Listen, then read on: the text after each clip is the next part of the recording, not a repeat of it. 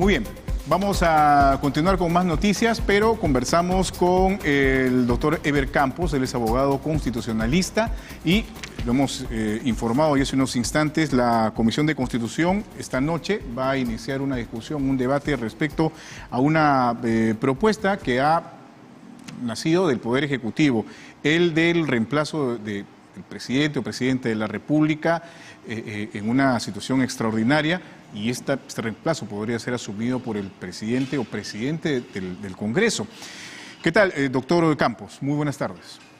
Buenas tardes, Jorge. Muchas gracias por la invitación. Gracias a usted, más bien, por atendernos. La primera pregunta que le quiero hacer, ¿es constitucional o sería constitucional que un presidente o presidenta del Congreso asuma por encargatura las funciones o el despacho presidencial en una situación de ausencia del presidente o presidenta de la República o en su defecto de sus vicepresidentes?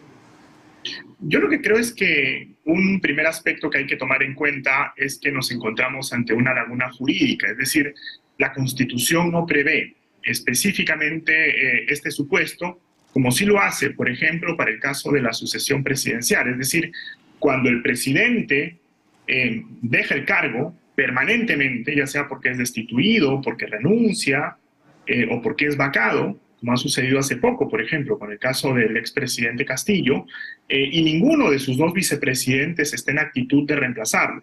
La Constitución dice que en ese supuesto específico, quien lo reemplaza es el presidente o presidenta del Congreso. Pero esa figura, que está regulada en el artículo 115, alude a la sucesión presidencial.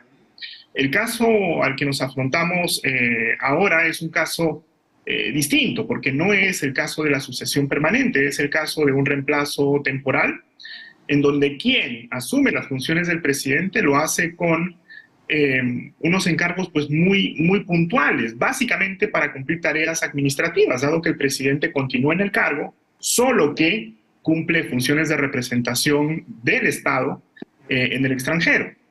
En ese supuesto, yo creo que habían dos caminos. Uno de ellos es el que ha planteado el Poder Ejecutivo, de una modificación al reglamento del Congreso para que quien asume esa tarea, un poco en semejanza a lo que prevé la Constitución para el caso de la sucesión presidencial, sea el presidente o presidenta del Congreso, y otro camino que bien pudo ser el que quien asume esa tarea sea el presidente o presidenta del Consejo de Ministros. En lo personal, considero que ese camino hubiese sido mucho más consistente y mucho más armónico con los principios sobre los cuales se asienta nuestra Constitución orgánica. Ahora, ¿es posible, digamos, formular una modificación al reglamento del Congreso para finalmente modificar o incluir un aspecto o aumentar un aspecto en la Constitución política del Perú, de nuestro país? ¿Se puede hacer eso? Porque, o sea, estamos hablando finalmente de una reforma o de una modificación constitucional que se necesita, como todos sabemos ya, algunos pasos importantes que se deben seguir. Esa es la legalidad. Pues técnicamente no es una reforma constitucional, es una modificación al reglamento del Congreso, que es una norma de rango legal que tiene naturaleza orgánica. Lo ideal hubiese sido que una modificación como esta se plantee a nivel de la Constitución, porque creo que eso le hubiese dado pues mayor legitimidad, pero sobre todo mayor fortaleza. Yo insisto con la idea que planteaba hace un momento. Creo que lo ideal hubiese sido que esta modificación se dé a nivel de la ley del Poder Ejecutivo, de la ley orgánica del Poder Ejecutivo, para que quien asume esta tarea sea el presidente del Consejo de Ministros y no el presidente del Congreso, por dos razones, Jorge, que creo que es importante que el país conozca. Primero, porque si optamos por el camino que se ha planteado y que hoy discutirá la Comisión de Constitución por la noche, y en caso esto se aprobara finalmente por el Pleno del Congreso, lo que sucedería es que el presidente del Congreso detentaría simultáneamente la jefatura, el liderazgo de dos poderes políticos. Por un lado, el poder legislativo, del cual es originario, y por el otro, el poder ejecutivo. Y eso claramente contraria al principio de separación de poderes que, insisto, es basilar, es fundamental en nuestro esquema de contrapeso de poderes. Y segundo, porque nosotros tenemos un sistema de gobierno de base presidencial. Y en los sistemas de gobierno de base presidencial es un poco inconsistente, es casi un contrasentido que el titular del legislativo cumpla a la vez funciones ejecutivas, sobre todo cuando estamos ante encargos que son temporales y básicamente para cumplir funciones administrativas. Yo creo que lo más razonable hubiese sido que quien se encargue de ello sea el premier.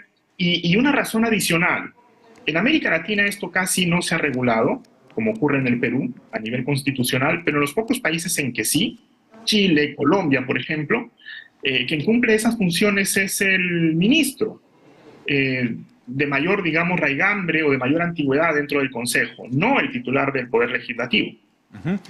Ahora, escuchábamos, por ejemplo, que el congresista Muñante señalaba que la opción referida a que el presidente del Consejo de Ministros asuma el despacho presidencial no era viable porque finalmente es un cargo, digámoslo así, eso es lo que se le entiende por sus palabras, administrativo, no de votación popular, como lo es de presidente o presidenta de la República. En el caso de la señora Boluarte, estaba integrando o integró una plancha presidencial, se votó por esa plancha presidencial que estaba encabezada por Pedro Castillo, en fin. Y tampoco sucede con el tema del presidente del Congreso, que obviamente también es un cargo de elección popular por su condición de congresista, sí. Obviamente, ¿no? Digamos, válido este argumento, señalar que el jefe de gabinete no puede asumir el despacho presidencial en una situación como esta? No, yo discrepo de esa mirada y me parece que es contradictorio con lo que el propio dictamen de la Comisión de Constitución plantea. Porque ahí mismo se señala que el presidente del Congreso, que asumiría este encargo temporal, únicamente se encargaría de labores administrativas, es decir, no ejercería poderes plenos, como sí lo ejerce, por ejemplo, el presidente del Congreso cuando reemplaza de forma permanente al presidente de la República con la finalidad de convocar en un lapso pues, muy rápido a elecciones. Entonces, no podemos decir que el problema es de legitimidad cuando el propio dictamen reconoce que las tareas que se van a cumplir son básicamente administrativas, porque además no nos olvidemos, no es que exista un vacío de poder, no es que no tengamos presidente o presidenta, tenemos presidente, lo que pasa es que está cumpliendo funciones de Estado fuera del país, y mientras tanto, quien lo reemplaza, insisto, para resolver asuntos meramente administrativos, no para tomar decisiones de Estado, claro. Es un funcionario. Yo creo que lo más coherente, por las razones que he expresado, es que ese funcionario sea el presidente del Consejo de Ministros. Ahora, digamos que para guardar algún tipo de solución, bueno, no sé si de solución en realidad, pero una opción, para ser más cercano en el concepto, porque esto se ha presentado a raíz de, probablemente, o ha coincidido en todo caso, con este viaje que podría hacer la presidenta Dina Boluarte a Brasil para participar en la asunción de mando del señor Lula da Silva, ¿no? Por eso es que sí, finalmente se plantea esta situación que no está contemplada obviamente en nuestra Constitución. Pero hay la posibilidad de que la señora Boluarte permanezca en nuestro país debido a la situación y que puede enviar a otro ministro, el canciller de la República o la canciller de la República, sea el caso. Sí, claro, es una decisión que en todo caso tendrá que evaluar el Poder Ejecutivo. Lo que sí creo que debe quedar claro, Jorge, es que este es un asunto que tiene que regularse. Es decir, no nos podemos quedar con un vacío o una laguna jurídica, que es pero debería regularse en este contexto, digámoslo así, porque muchos señalan incluso que esto es más bien una iniciativa con nombre o situación propia, ¿no? Sí, al margen de ello, yo creo que no sería lo ideal, aun cuando reconocemos que efectivamente se debería discutir y se debería plantear pues una modificatoria al sistema jurídico para resolver este impasse que seguramente se va a volver a presentar en el futuro. El momento político quizá no sea el idóneo, creo que en eso pues todos tenemos que ser un poco conscientes, ¿no?, de la circunstancia álgida que está atravesando nuestro país, y espero también que el Congreso un poco reflexione al respecto, no tanto para dejar de legislar, sino para hacerlo de la manera más leal posible con la Constitución, porque no nos olvidemos, Jorge, que en los últimos meses, y creo que es importante que el país también lo sepa, se han ido aprobando una serie de normas a nivel de modificaciones al reglamento del Congreso que han tenido un impacto muy serio y yo diría en algunos casos muy graves sobre nuestro diseño orgánico, es decir, sobre nuestro diseño político.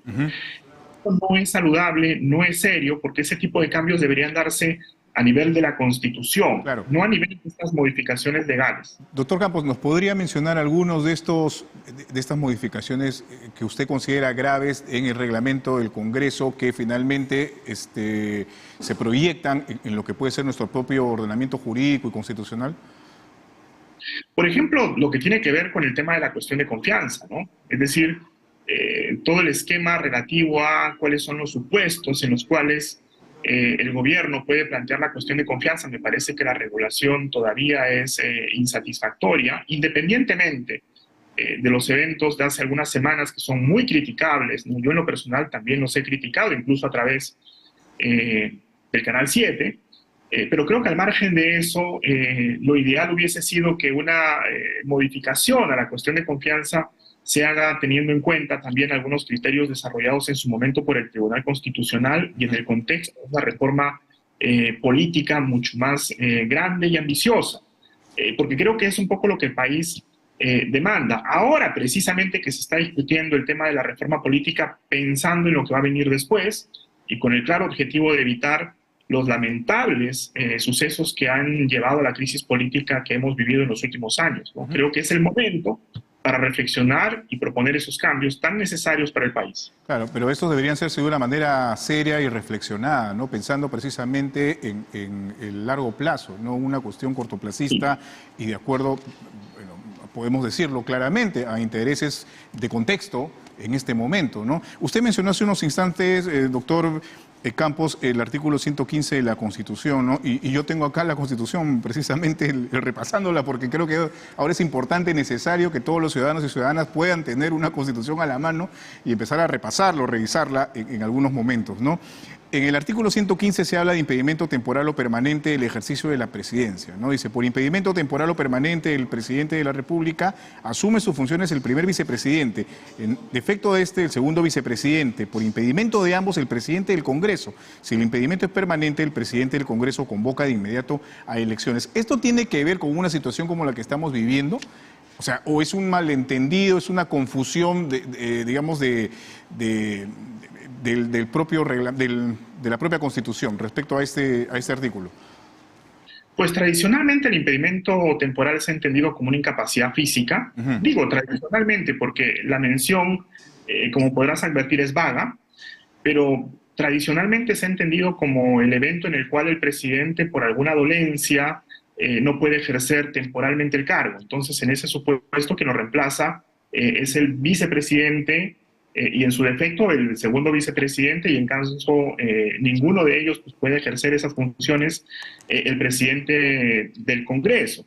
Pero aquí tenemos una situación peculiar, Jorge, porque no es que el presidente esté impedido de ejercer el cargo, el presidente está ejerciendo el cargo.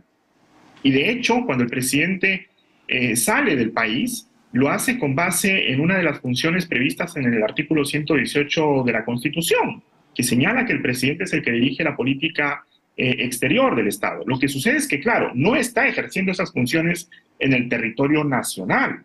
Por eso es que alguien tiene que encargarse pues, de los asuntos administrativos que demanda un cargo de la relevancia de la presidencia de la República. Entonces, claro, es un poco forzado a asimilar eso a una incapacidad temporal.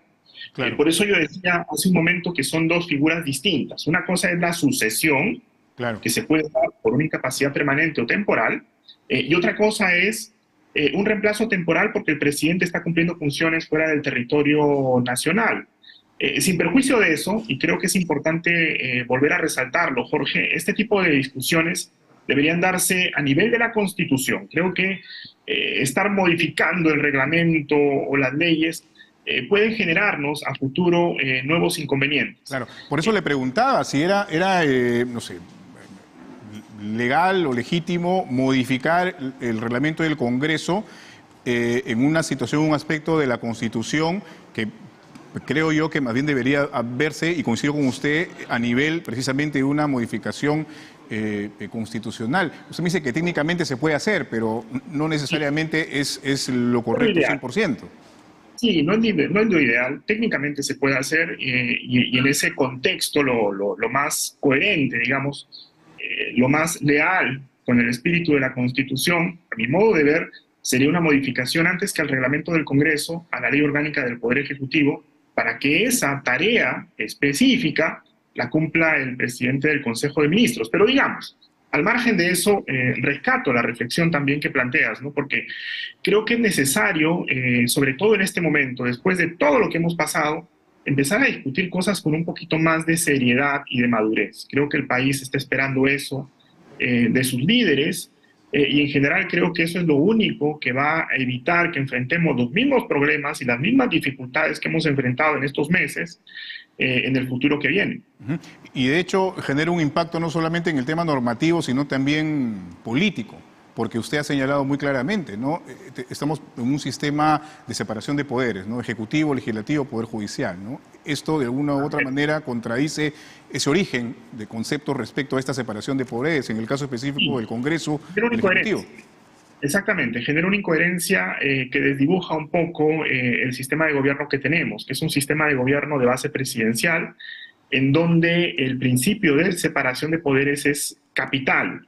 En los sistemas parlamentarios eso no necesariamente es así, porque ahí sí el presidente del Congreso puede eventualmente asumir funciones ejecutivas, en tanto puede ser líder de una mayoría parlamentaria. Ahí el inconveniente con el principio de separación de poderes no se presenta de la misma manera como sí lo hace en un sistema presidencial como es el nuestro. Entonces creo que para ser consistentes con esa tradición, para ser leales con el diseño que tenemos actualmente, gústenos o no, lo ideal sería que el presidente del Congreso no detente simultáneamente la titularidad de dos poderes del Estado. Claro. Ahora, y podría darse la figura de que en medio de este debate que se va a dar en unas horas se señale que el presidente del Congreso encarga la presidencia de este poder del Estado al vicepresidente o vicepresidenta del Parlamento para que pueda asumir la responsabilidad del despacho presidencial? Sí, sí, se podría dar. Probablemente así sea, para superar un poco la observación. Sería, digamos, como una especie de ¿qué exactamente? Como que ir alargando un poco la situación, estirándola, ¿no? Sería, yo diría, como una especie de paliativo, digamos, para superar, ¿no? el problema que se tendría con el principio de separación de poderes. Insisto, no es que la fórmula adoptada sea groseramente inconstitucional, inválida, no estoy diciendo eso. Lo que estoy diciendo es que es inconsistente y que se podría lograr lo mismo, ya sea a través de una modificación para que el Premier asuma o, como habíamos concluido hace un momento, de manera pues un poco más seria y madura, a través de una reforma constitucional en el marco de una discusión más amplia, ¿no? Que creo que es lo que el país espera. Ahora, esto se ha presentado por parte del Ejecutivo ayer y se ha convocado a la comisión, a sesión de Comisión de Constitución para hoy a las 7 de la noche. Esta rapidez con la que se ha tramitado esta presentación de la iniciativa y que de inmediato se convoque a este grupo de trabajo parlamentario, ¿puede de alguna forma poner en cuestión el procedimiento mismo o no? Yo creo que en parte sí, precisamente porque el trámite legislativo tiene unas etapas. Formalmente se estaría cumpliendo con eso, pero no nos olvidemos que una garantía de la validez formal de las normas no solamente es el cumplimiento de los ritos formales, sino también el cumplimiento de el principio de deliberación, ¿no? El Tribunal Constitucional ya lo ha señalado en algunas sentencias, y este principio pues básicamente consiste en que los congresistas estén en posición de discutir ampliamente las distintas proposiciones que son puestas en su conocimiento. Ahora estamos en una primera discusión que se va a dar hoy en la Comisión de Constitución. Espero que sea una discusión plural, robusta, seria, comedida, y luego pues vamos a ir a una discusión en el Pleno del Congreso en donde esperaríamos lo mismo. Si es que eso no ocurre, es decir, si estamos ante una discusión que simplemente se agota en que la mayoría levanta la mano y dice, claro, sí, estoy de acuerdo, me parece que tendríamos un problema serio a nivel de la validez formal de la norma. Ojalá que no sea así. Bueno, vamos a ver qué es lo que sucede en las próximas horas. Bueno, ya de hecho muchos integrantes o varios integrantes del Congreso en algunas circunstancias han señalado que bueno, finalmente es un foro político y se decide muchas veces por el número, por los votos, en fin, pero ojalá que se pueda dar esta discusión que usted señala y que es una discusión amplia, seria y profunda sobre todo. Doctor, muchísimas gracias por haber estado con nosotros. Muy amable, que tenga buenas tardes. Gracias a usted, Jorge, por la invitación. Listo, el doctor Eber Campos, abogado constitucionalista, ha conversado con nosotros. Amigos, son las 3:41 de la tarde.